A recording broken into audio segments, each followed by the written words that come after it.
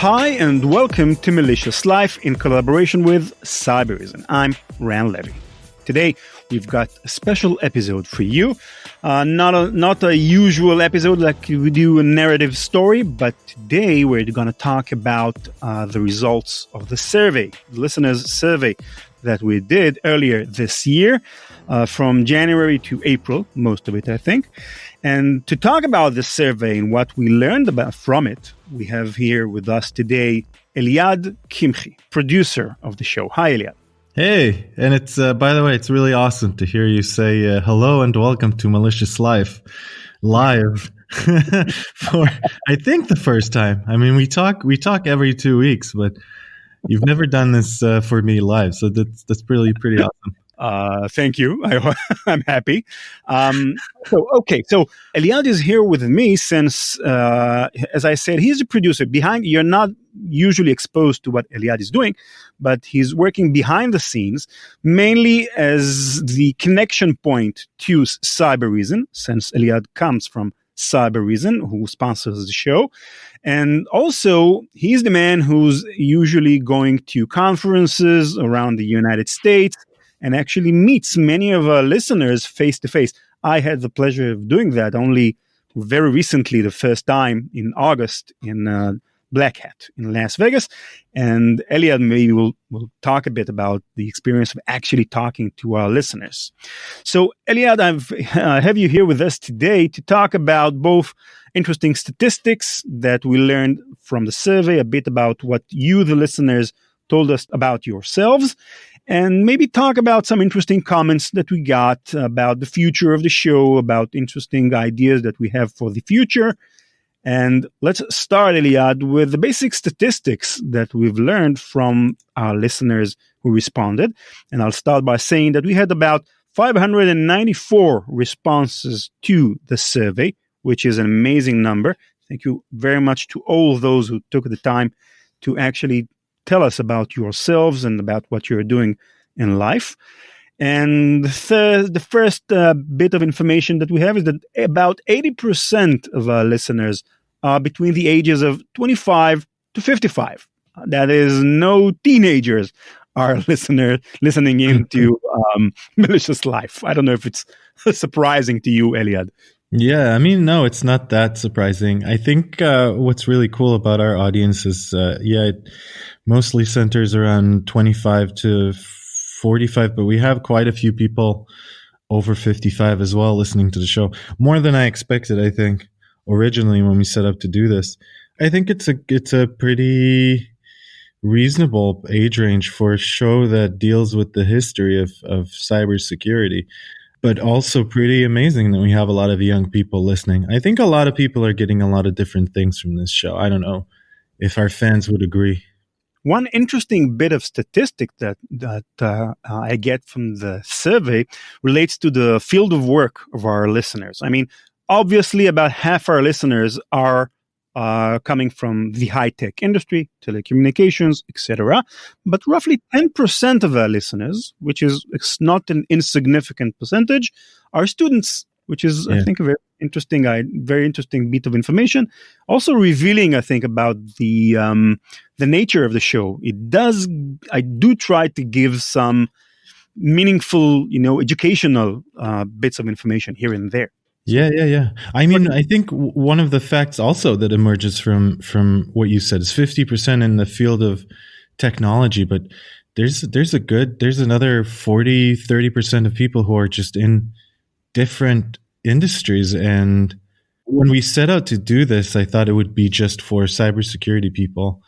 And one of the earliest comments, I'll never forget it. It was a nurse, and she was saying, I love the show, and I'm never going to stop thinking about how vulnerable these devices that we're using are, and I'm always going to have that sort of mindset now, and just thinking about it and analyzing that and just kind of learning as much as I can about it, because I feel like this is a field that affects a lot of people's lives. And so it's not just for cybersecurity experts. I'm sure that a lot of the people who are listening now aren't in the field of cybersecurity. They're just super interested in how this could affect their own lives in a good way, I think.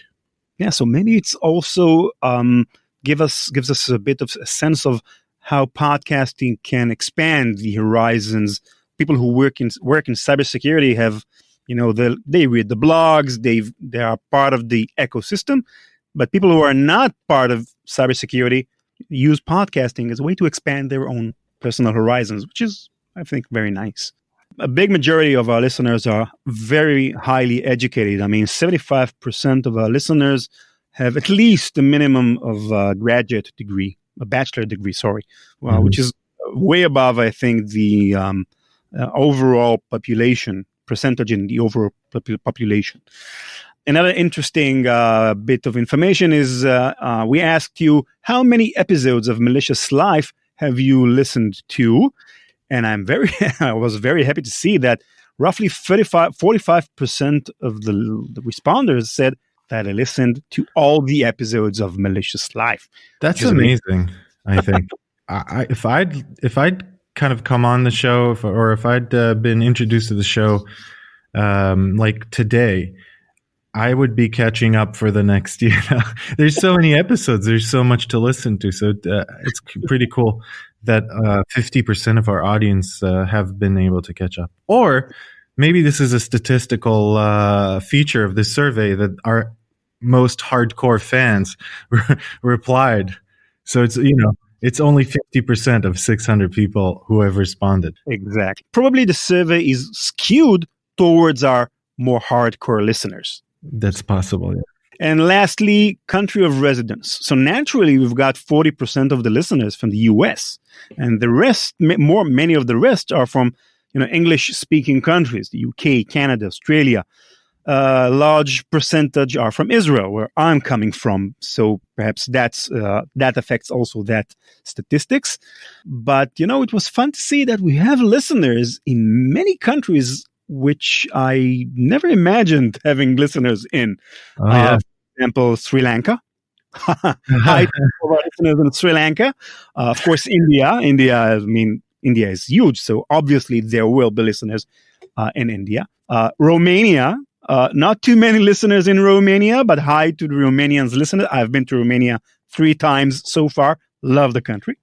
And lastly, United Arab Emirates and Egypt, which is fun. We're neighbors. And lastly, Trinidad and Tobago. One listener from Trinidad and Tobago. Well, I would mention statistically significant are Germany, Sweden, a lot of listeners in the Netherlands for some reason, and we're very happy about that. But just a lot of European countries that we have listeners in that whole Scandinavian region, for example. So hello to all our German and Scandinavian and French and Spanish listeners as well. Eliad, that's what I love in podcasting. I mean, we are creating here a community of listeners who is truly global. I mean, we're all centered around one dominant field of knowledge of stuff that we love, cybersecurity. And we are kind of blending the borders, people from all over the world. And it's amazing. I find that so beautiful. Mm-hmm. I couldn't have dreamed of creating content that people would listen to in the farthest reaches of the world. Amazing. Yeah, that's a fun statistics to look at. Yeah. Exactly. Okay, so now I turn to you, Eliad, and your personal experience from the events and conference that you attended, and the responses that you're getting from our listeners. Yeah, I've taken Malicious Life to a bunch of conferences. I've been to ThoughtCon, and I've been to small cons in the US. I've been to bigger cons. I don't know. People are pretty. It's pretty cool when you go out there and you're meeting the fans for the first time, and you kind of get to see who are the people who are listening to the show. And it was surprising to see the amount of people who actually have listened to the show out in the wild. And it's so interesting to kind of interact with people who are first being exposed to the show. I think the most fun I had was DEF CON. I think not this year's, but last year's. We went and sold shirts at the vendor area, and just hundreds of people, I guess, thousands of people actually. Yeah, how many T-shirts did you sell in that? I think we brought 600 shirts, and then we sold out on the second day. Amazing. Yeah. And it was so cool. It was great to talk to people. It was great to introduce the show to people. I think as soon as people kind of realized what the show is about, they were really happy to support the effort and just to kind of buy the merch. I want to think also they liked it. Yeah, I very much like wearing T-shirts, and having merch of podcasts that I love as a listener, because it tells something about yourself, about your own personality and interests when you're, using merchandise like that. Well, it's a labor of love, and I hope people really enjoy it. And I think it's a really supportive community. It helps that the subject matter is interesting, and I think important. But it's also a very supportive community of the project that we're doing.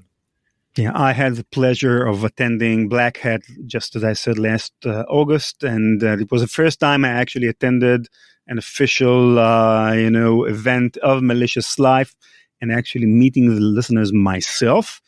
And it's an amazing experience. Met people from all over the world, obviously from the US, but also from South Africa and many other places. And I hope we'll get a chance to have many more of these events in the future. It's amazing. What about, there's this question that many of our listeners in the survey asked. What about a swag store? We've got 61% of our listeners who say they want a swag store to buy merch. Ever since DEF CON, I've been wanting to make that swag store happen. It's just so difficult. And then I was saying that we need to figure something out. Like, I want this swag store to happen. That's exactly where it's at. I think many of our listeners, they have maybe like not the right sense of how merchandise fits in the financial aspects of podcasting, because I've been podcasting for a long time, 11 years now.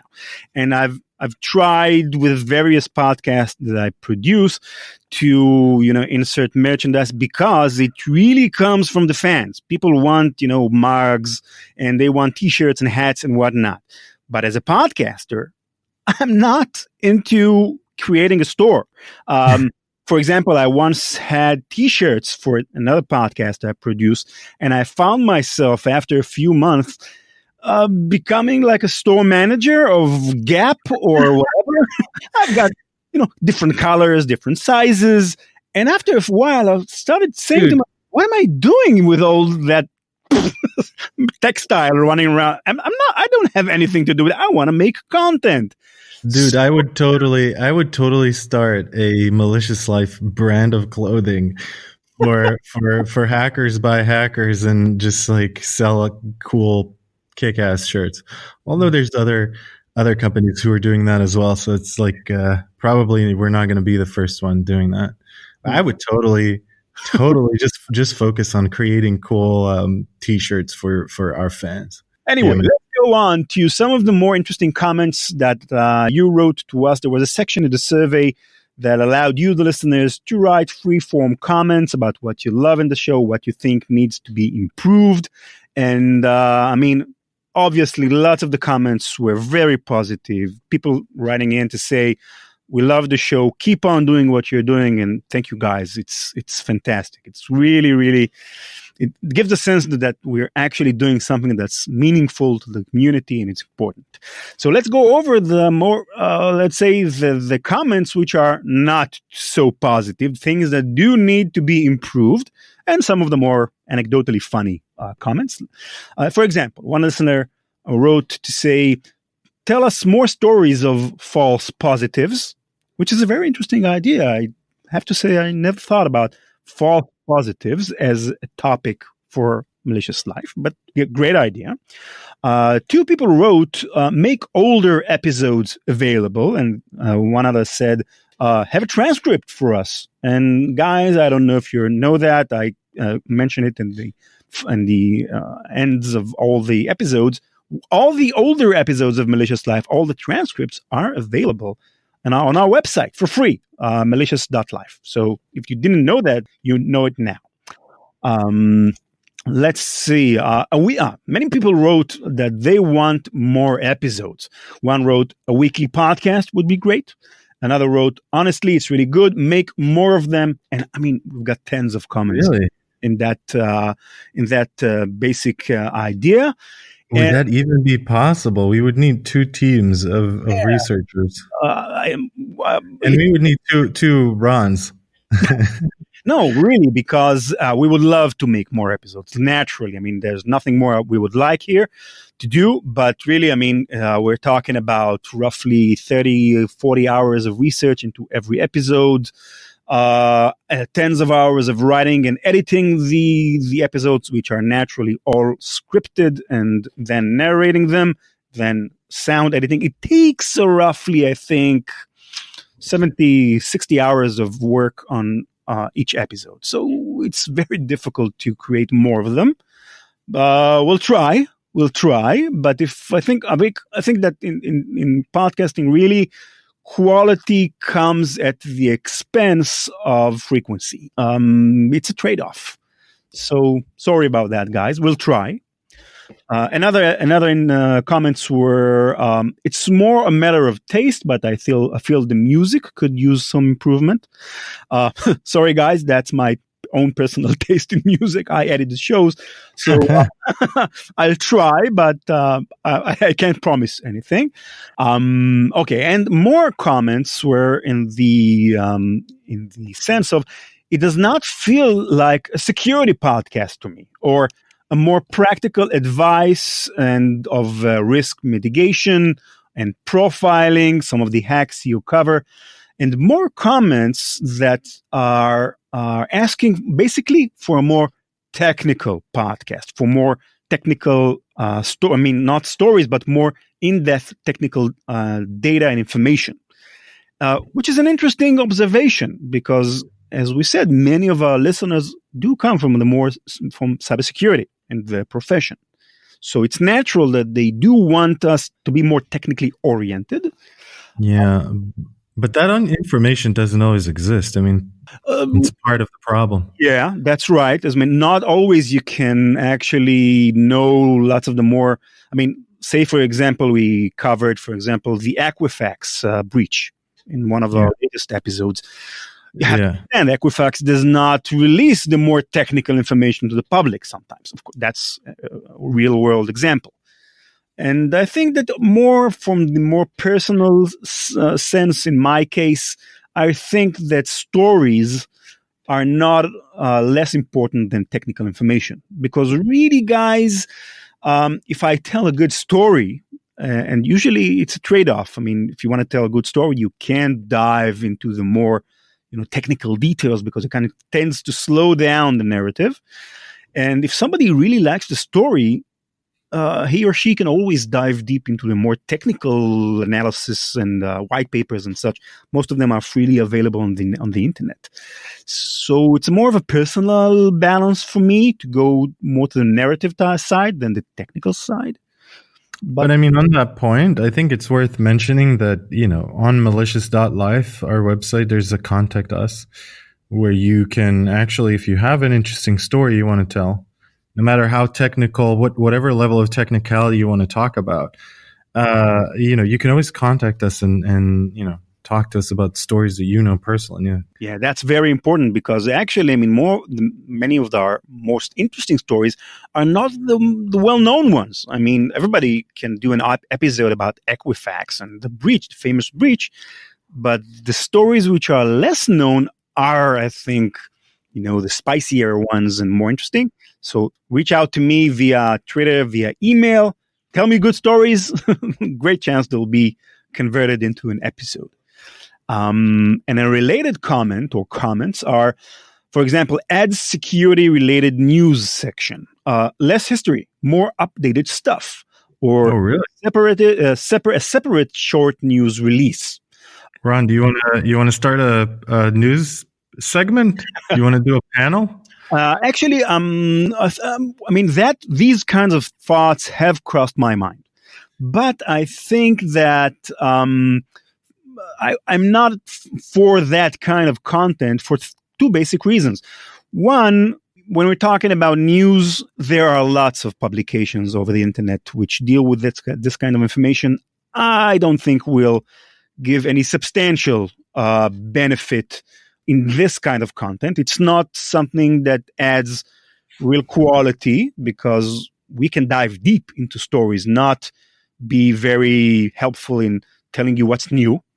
And also, podcasts are the great advantage of podcasting, from my experience, is that it's on demand. So people who are listening, who are right now hearing about the show for the first time, can go back and listen to episodes from a year ago, 2 years ago. Sorry. So for these listeners, future listeners, real time news is mostly useless. So I think we'll probably leave, up to date news and stuff to other podcasts. Maybe I feel no particular need to touch those segments on a personal. Yeah, fair enough.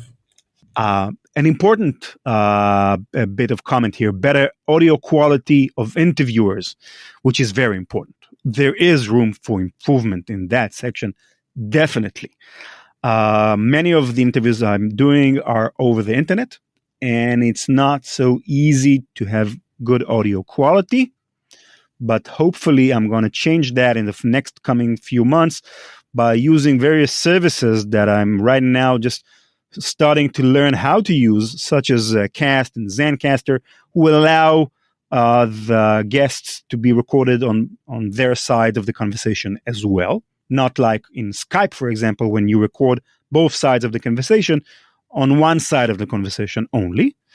And hopefully, Eliad, your interview with me now, your conversation with me now will be a shining beacon of sound quality for generations to come. The commenter here is very right. Audio quality in podcasting is critical from my experience. And one very painful comment for me is, please look up the pronunciation of words that are tricky. Ran says some of them weird. For example, scoof instead of scoff, Simmons instead of Simmons. And another one wrote in to say, it took me a while to get used to Rand's accent, but now I love it. Okay, so this is, of course, a very important comment. As you all know and hear, I'm not a native English speaker. Neither is Eliad, by the way. And it took me about half a year of very hard practice to get to the point where I'm at today, to get to the accent I have today, which is not a very common accent for Israelis to have, but it's far from being perfect. So I'm very sorry about that. I'm doing my best here. And I think that you, the listeners, can help me. If you hear me pronounce something wrong, I mean, not the way it should be, let me know. I mean, Twitter, email, website. I'd love to get feedback. There's great need for improvement, obviously. But you know what? I'm always reminded of an interview I read with Arnold Schwarzenegger, who is known for his deep Austrian accent, I'll be back and such. And he mentioned in the interview something very interesting. He said that he, being a citizen of the United States for at least 30 or 40 years now, he almost doesn't have any accent by now. he's long enough. But he says that everybody expects him to have, the German-like Austrian accent, so he keeps it. It's an acting show for him to have that accent. Wow. Yeah. He's an amazing actor then. Exactly. So I'm maybe I should also keep the accent as a way of, I don't know, getting a unique feeling of the podcast. I don't know, but it's interesting. more malware exploder segments, which was actually your idea, Eliad, and so it was a great idea. What the security research part of the show? Exactly. There, we had several episodes in which we interviewed security researchers from Cybereason on specific research that they did on specific malwares and stuff. And many people love these segments. They want to hear. Yeah, I mean, I do all the content at Cybereason, or I lead all the content development at Cybereason, and I mean, the research is something that I'm really interested in as well, and very passionate about. It's a natural connection, I think, and I'm glad the fans like it. It does. There is a story there, but it does get very technical at times. I was worried that we might lose some people. So I'm happy people are listening to it. We usually put it at the end, right? It's just like 5 minutes at the end. Exactly. It's not inside the regular flow of the show, but it's a kind of interesting, let's say, a way for us to give more concrete technical information and interview people who actually do research without compromising on the quality of the narratives of the episodes, which is nice. Yeah. Right. And I think, it's always meant to just be like a little add-on. We'll do more of these and uncover interesting malwares and worms and viruses and whatnot. That's cool that people like that. I'm really happy. Okay, we've reached the end of our special episode. Eliad, any parting words to our listeners? Yeah, sure. I mean, like I love meeting everybody that we get to meet, and I'm really happy people are enjoying the show, and that's really all that I care about, honestly, as a producer. So thank you so much for listening. Thank you for coming to the events, and keep sending us comments and letters and anything. I agree wholeheartedly, and I think the kind words that many of you wrote to us in the survey, it was amazing for me. I mean, it's the kind of fuel that keeps you going in podcasting, because the actual work is hard, and writing is hard, and researching is hard, but reading your comments makes it all worthwhile. And I also should thank our another producer that we have, Nate Nelson, who does great work behind the scene, mostly with interviews and stuff. And these are the people who work on the show but don't get the pleasure of the limelight like I'm getting, but they are working their ass off as well. Also mention Ali Mellon on our side, who's doing a lot of the work on website elements and other things. Yeah. Thank you, guys, and thank you to all the listeners who really helped us with the survey. We learned a lot. We'll use the survey to improve the show, and I think that's it for us today. Thank you very much, Eliad. It's been a pleasure. And, thanks. Thank you, all the listeners, and we'll see you again. We'll talk again in our next episode of Malicious Life. Bye-bye. Oh my God. Oh my God.